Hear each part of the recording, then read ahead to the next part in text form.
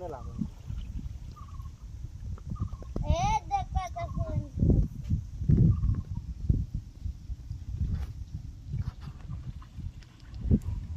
কম পক্ষে 20 টাকা খাওয়া দাওয়া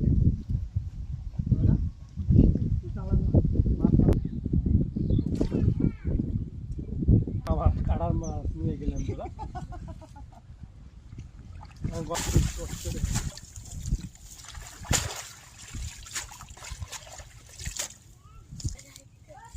নিয়ে জাল নিয়ে আয়